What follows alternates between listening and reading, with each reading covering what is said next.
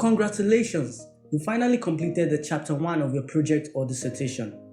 But now comes the part that gives most students nightmare, the literature review. You might be asking yourself, where do I even start? How do I find the right sources? And what do supervisor even expect in chapter 2? Don't worry, in this video I'm going to be showing you how to move from chapter 1 to chapter 2, the literature review, step by step. Oh, and if you're still stuck in chapter 1, I've created a free chapter 1 template that you can download right now and it will guide your writing. I'll tell you how to grab that in a minute. My name is Olanrewaju Ahmed and I help students finish their project, dissertation, thesis without stress. Over the years, I've worked with hundreds of students and I've seen one common problem. Many stop after chapter 1 because they don't know how to handle literature review, while some get stuck in chapter 1 because their background of the study and the problem statement isn't strong enough. That's why I created a chapter 1 template with step-by-step prompts to make your writing faster and supervisor ready. The link is in the description and you might want to grab it before you continue the chapter 2. Once you understand the flow from chapter 1 to chapter 2, then it becomes the most enjoyable part of your project. And that's what I'm going to be showing you in this video. So let's dive in.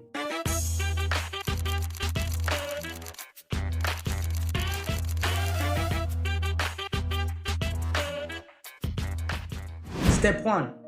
Understand the purpose of chapter 2. First off, let's get clear on why chapter 2 or the literature review exists. The goal of chapter 1 was to introduce your research problem and objectives, while the goal of chapter 2 is to show that you understand what other researchers have already said about your problem. You have to think of chapter 2 as a way of joining academic conversation.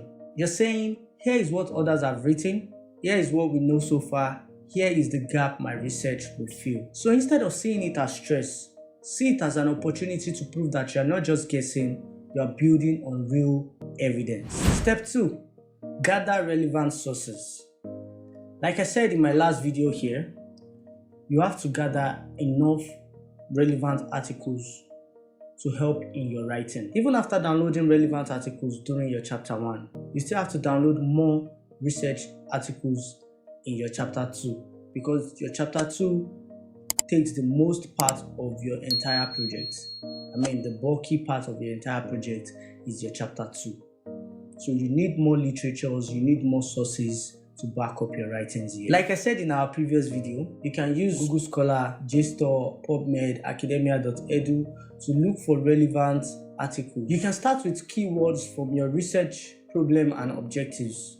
For example, if you are working on something like social media and academic performance, so those are the two keywords that you can search up. You can do social media and academic performance.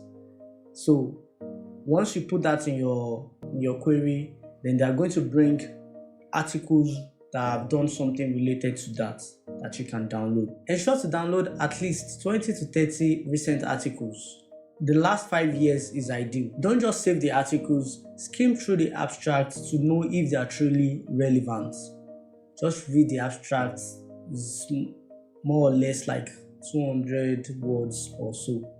So just read it and know if they're actually what you need or they are going to help with your writings. Pro tip, keep a spreadsheet of all your sources.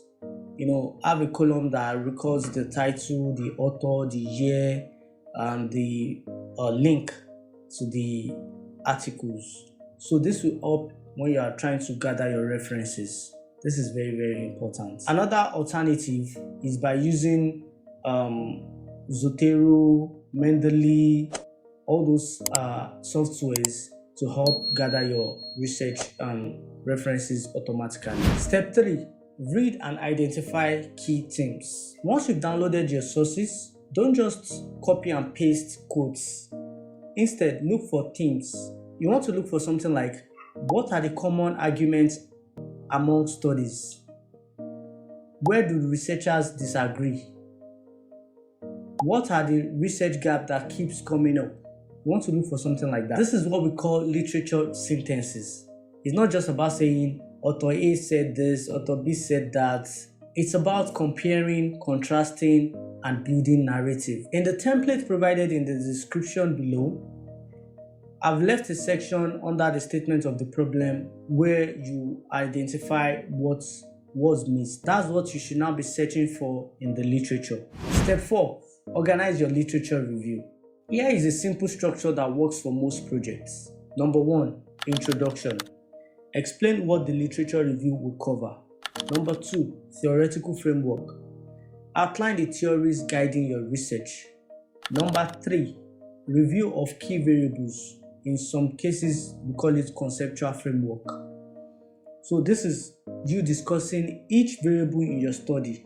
For example, in our social media use and academic performance.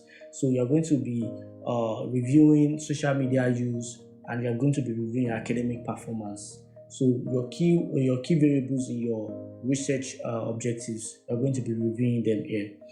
And number 4, empirical review.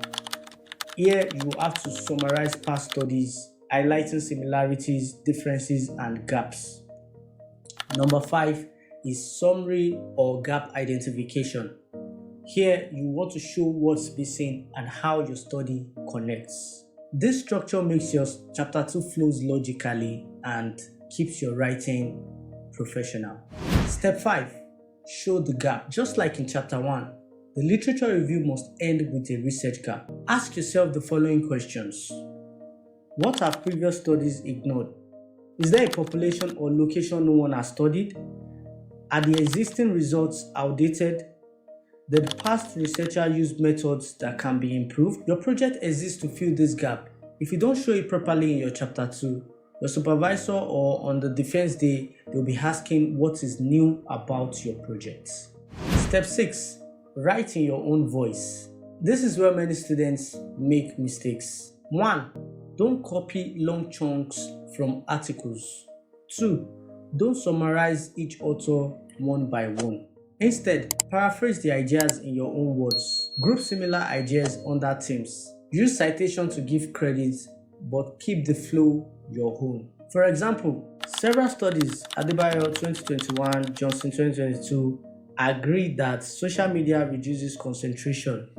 However, others, Chukwu 2023, argue it can improve learning if used correctly. See how that compares authors instead of listing them separately. Step 7. Transition smoothly into chapter 3. Once your literature review is done, don't just stop. The last part of your chapter 2 should flow naturally into your methodology, which is your chapter 3. For example, since existing studies disagree on the impact of social media on academic performance among Nigerian students, this study will adopt a survey designed to test something like that to connect to your chapter 3. It has to connect to your methodology. This way, your supervisor sees exactly how your methodology is grounded in literature. Let's look at the common mistakes to avoid.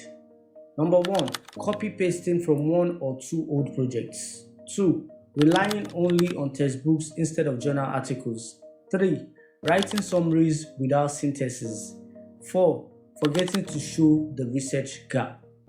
Those are the common mistakes you have to avoid. You don't just want to summarize articles, you want to synthesize it. You don't want to copy and paste, you want to paraphrase the ideas in your own words. Don't make these mistakes. So to move from chapter 1 to chapter 2, you have to do the following. 1. Understand the purpose of a literature review.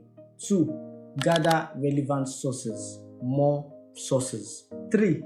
Identify key themes. 4. Organize your literature review. 5. Show the gap. 6. Write in your own voice. 7.